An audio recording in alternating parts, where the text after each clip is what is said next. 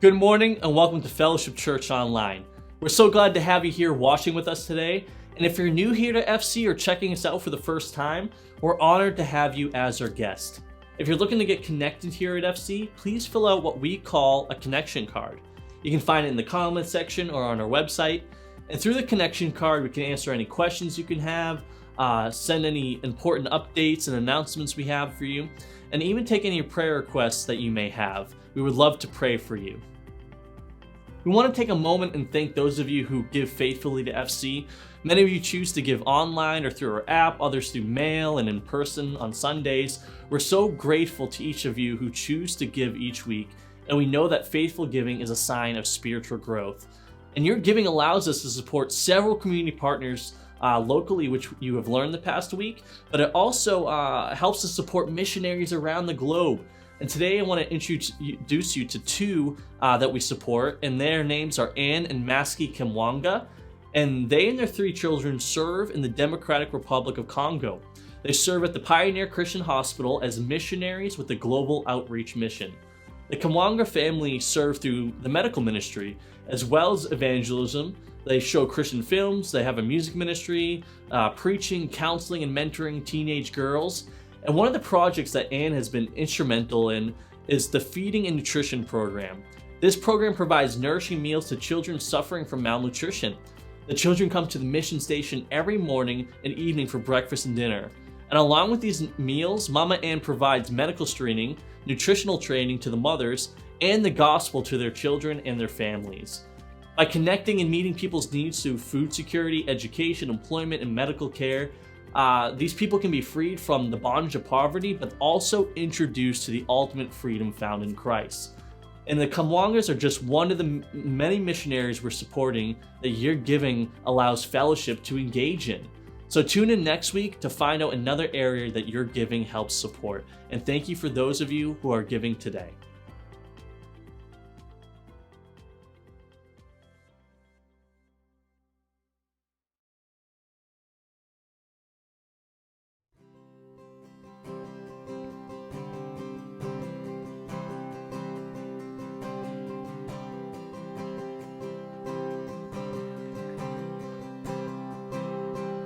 I woke up with a broken heart in my chest. I couldn't sleep, couldn't get no rest, weighed down by the heaviness of life. And I try to shake it, flipping through my phone, but all it does is make me feel more alone. How could anything that feels so wrong be right? 7 billion voices separate us, but only one can show us who we are. We are made in the image of, God. Beautiful shades of love.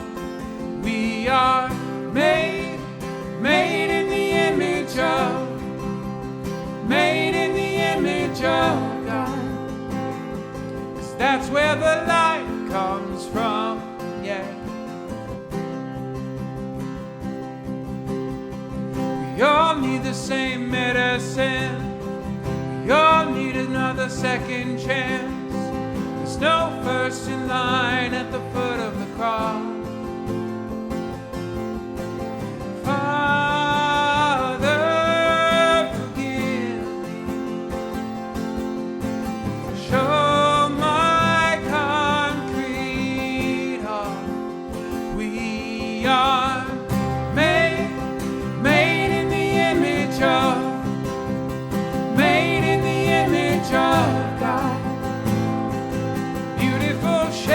Of love, we are made in the image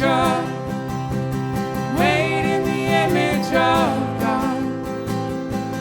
That's where the light comes from.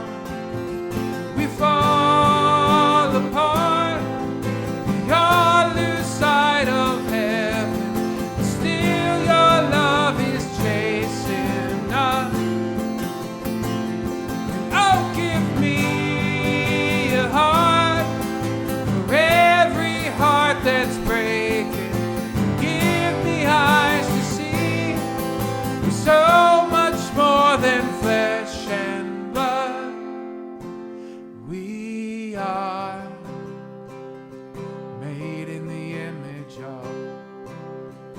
made in the image of God.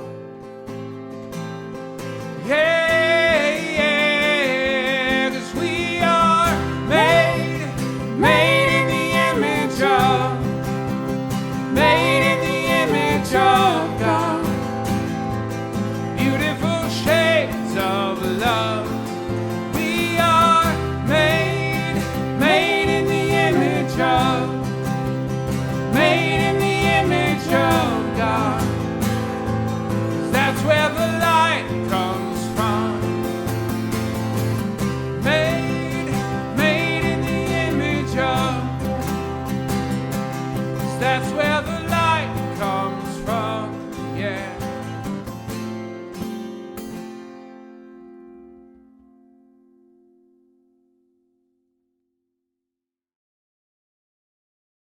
Well, we're in the middle of our series called Bystander, and I'm excited to be sharing this with you today.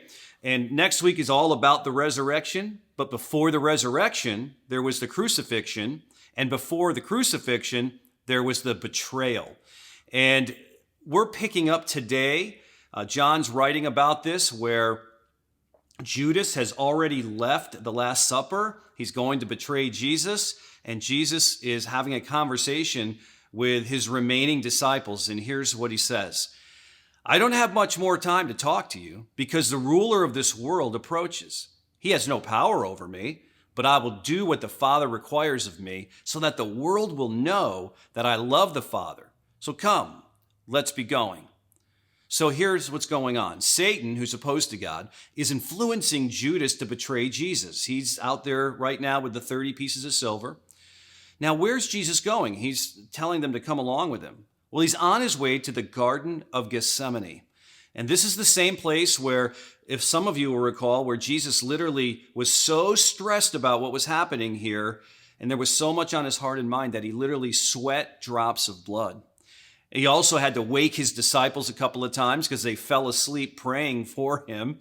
And this is the place where he was praying desperately for the next hours that were about to take place with the crucifixion. So as they are on their way to the garden, they pass a vineyard, and Jesus gives his disciples, and us, by the way, this life-changing teaching. He says this: I am the true grapevine, and my Father is the gardener. He cuts off every branch of mine that doesn't produce fruit, and he prunes the branches that do bear fruit so that they will produce even more. Remain in me, and I will remain in you. For a branch cannot produce fruit if it's severed from the vine, and you cannot be fruitful unless you remain in me. So what Jesus is saying is that he's using a metaphor here about this relationship we have with him. He says, Jesus himself is saying, I'm the vine, God the Father is the gardener, and then you and I and all of Jesus' disciples and followers, we're the branches. Now, think about this. Our culture does all that they can to live happy and fulfilled lives, don't they? I mean, we do this. And it usually revolves around stuff, doesn't it? Stuff and expectations, I'd say. So we go out and we live our life and we want to do things that make us happy. So we'll buy clothes or the latest phone. We'll buy a home or a new car. Or maybe we think, if I can just have a boyfriend or a girlfriend, I'll be happy. Then we get married, we have kids, and the beat goes on and on and on. But are we usually happy and fulfilled after purchasing a bunch of stuff and even pursuing all of this? I mean, think about it. The phone eventually dies, usually in the early afternoon when you need it the most. The girlfriend leaves. You find yourself $90,000 in debt. And then you come home only to find out that the dog is chewing your favorite shoes. You know, we do all this stuff and we pursue all these things, and we miss the main thing. We miss our purpose. Did you know that our primary purpose, and I think this is what Jesus was trying to teach us here, is to be connected to our Creator. And if we try and fill this need with any other way, we'll feel empty and unfulfilled. I mean, think about this metaphor he's using. A branch is really only effective if it's connected to the vine, right? He says this, remain in me, and I will remain in you. For a branch cannot produce fruit if it's severed from the vine. And you cannot be fruitful unless you remain in me. But we try, don't we? We try to be fruitful. We try to have results in our life apart from God. We'll wake up in the morning, jump on our phone, check our email immediately, go to social media, run, meet our deadlines, get the kids to their things, grab dinner, and finally, at the end of the day, crash in front of the TV watching Netflix or Amazon Prime or something. And then once in a while, this happens. You'll hit a moment of introspection, right? And you'll ask, is this it? Is this all there is to life? I mean, I'm busy and stressed. I don't necessarily feel fulfilled. And some of us even find out, we're spending our whole life climbing this ladder only to find out that it's leaning against the wrong wall. And then we ask, where's God in all of this? Where's our relationship with him? So if you want to fulfill what God has created you to do, you have to stay connected with Jesus, just like a branch is connected to a vine.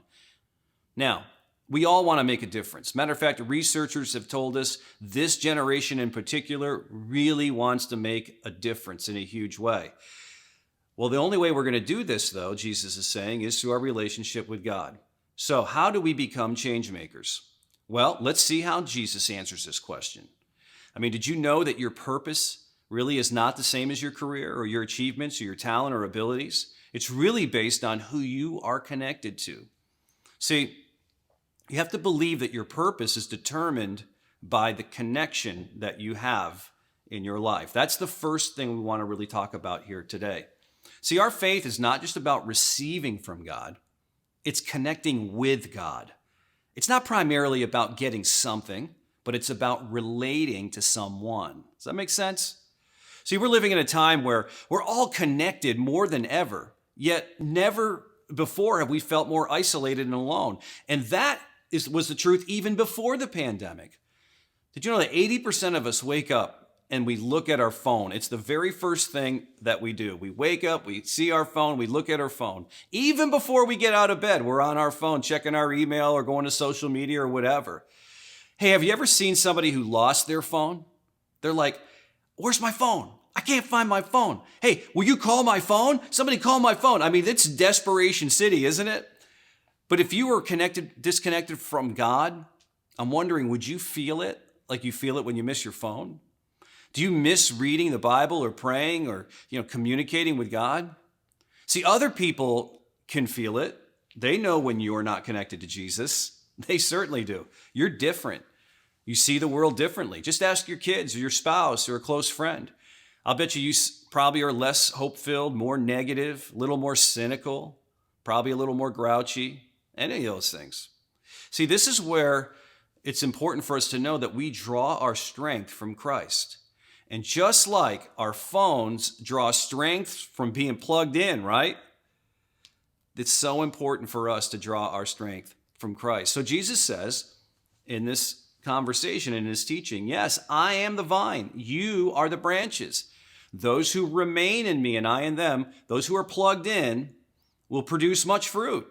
For apart from me, you can do nothing. Now, what does he mean by that? He means you're not going to be able to do anything that's really meaningful. You're not going to accomplish anything that will really last. Well, what's meaningful? What matters? Well, let's think about it. Where people spend eternity, that matters, right? God's approval of you as you stand before him one day, that's going to matter, right? So, did you ever ask that question? This is a real introspective question, and I dare you to ask it. God, is there something in my life that you would like to change? I'll bet you God will speak to you in your deepest being as you read the Bible and meditate and think about that question. It's interesting. We love to be great parents, and we want to be, and there's all these parenting techniques out there, and they're important to a degree. But really, our kids don't need better parenting techniques. What they need is a parent who loves and is following Jesus and living out his values, right? The same thing with our spouses and coworkers and classmates. All of us, we really notice it when we're not plugged into God, right? So when you're not connected is really when you're vulnerable and when you're most at risk. I mean, think about this. This is kind of a fun illustration. Did you ever go through like one of these haunted tours or one of these haunted houses or amusement park with scary rides, whatever it might be? What do people do when they go together? Man, they hang on to each other, don't they? I mean, they get scared and they scream and they yell and they laugh. And, by the time they're done, they're all bruised up and sore because they're jumping on top of each other, because they're laughing and terrified all at the same time. Or think about when we watch a scary movie, right? And then we see that the main characters, the people start separating off from each other. And we yell, at the TV screen or the movie screen, no, don't do that. Don't separate. Stay together. Stay connected, right? Being together is so important.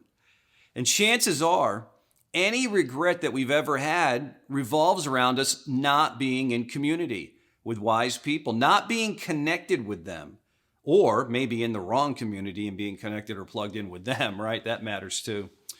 Well, Jesus goes on and he says this, anyone who does not remain in me is thrown away like a useless branch and withers. Such branches are gathered into a pile to be burned. But if you remain in me and my words remain in you, you may ask for anything that you want and it'll be granted. Now, the last statement of this verse can really be confusing to us, can't it? I mean, this is where context is so important. And so when I say context, I mean the words that come before this phrase and the words that come after this phrase. Because if we read that last statement about prayers being answered, just apart from context, it kind of makes God sound like a genie. But remember the metaphor. God is a gardener. And what does a gardener do? A gardener is planting the seed, weeding, the plant, adding water, patiently waiting, making sure that the branches are connected to the vines so that they'll produce fruit. It's a process over time, and it's being very connected and tied in with our relationship with Christ. And that's where answered prayer really comes to being, because we're aligning with him, his desires and his heart and his purpose for our lives. See, here's the thing. We can fill our time up chasing things and experiences. Some of them are good and they refresh us to a degree, but nothing refreshes us like being connected with Jesus, right? So what do we do? Well, I would advise you to get super practical. Schedule your time with Jesus. Plan it. Prioritize it. Put it on your calendar and then be consistent over time. Just keep doing this each day. Stay connected. Just stick with Jesus like a branch is to a vine. I mean, it's very natural, have that connection. Remember, a branch really doesn't disconnect and reconnect and disconnect and reconnect. That's not natural. A branch stays connected to the vine. And so go ahead and do that. So the second thing that we need to do in this relationship is to believe that pain can be a pathway to actually more production in our life, or to more purpose in our life. See, remember how Jesus led off with this. He says, I'm the true grapevine. My Father's the gardener. He cuts off every branch of mine that doesn't produce fruit. And he prunes the branches that do bear fruit so that they'll produce even more. What's going on here? Well, what he's saying is, if God is using you, then he will prune you. Now, those of you that have gardened, pruning is kind of counterintuitive, isn't it? I mean, you're literally cutting a branch back, and this cutting it back, making it smaller, having less, actually leads to producing more. It doesn't make a lot of sense, but it's how it works. And, we obviously, all of us have come through this pandemic. We're still in it, but hopefully soon it'll be over. And it has been a season of pruning for all of us. It's been confusing and frustrating. It's certainly been painful. We've all suffered loss. And we're probably, different, honestly, right? In a lot of ways that we probably still don't even understand. But God will always leverage anything in our lives, good or bad, amazing or hurtful, especially the difficult things. See, it's a promise that we have from him. And so much of this is how we think about God. I mean, do you think God wants something from you? Or do you think God wants something for you?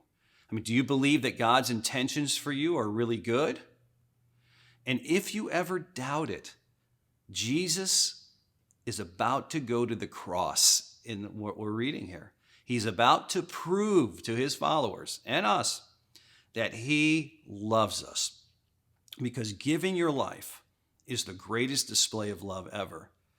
So, if you're dealing with some of the consequences of your sin, of the sin of your past, maybe God is pruning you.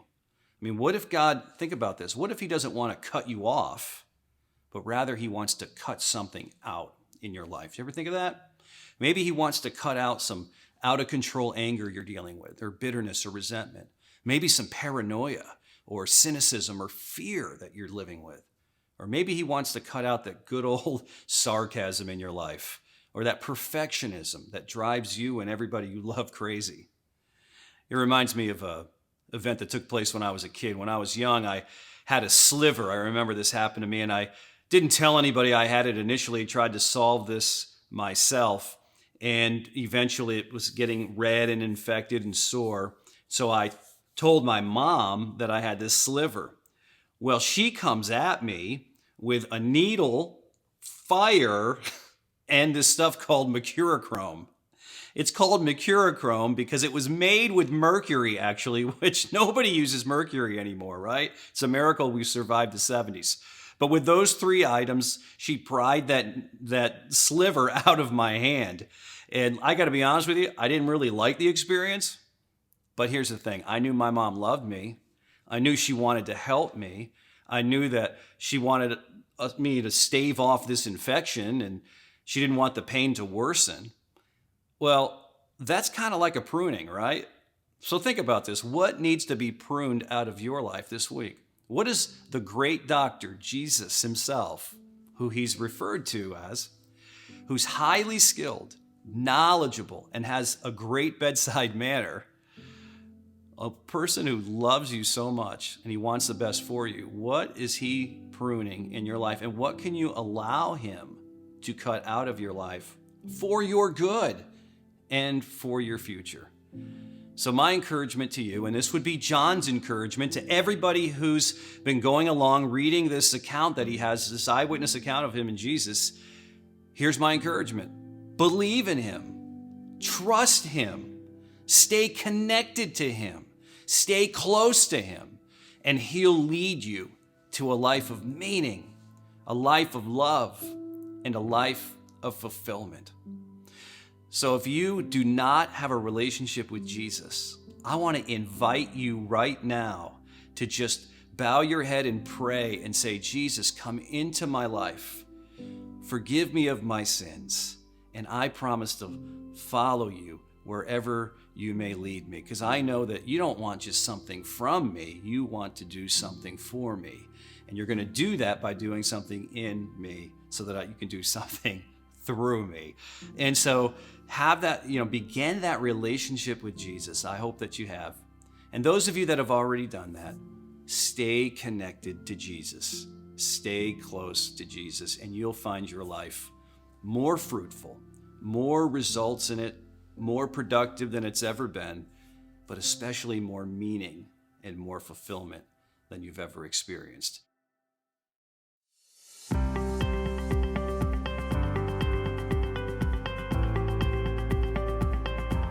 Thank you so much for joining us today for FC Online. We hope that you found today's message in our Bystander series meaningful.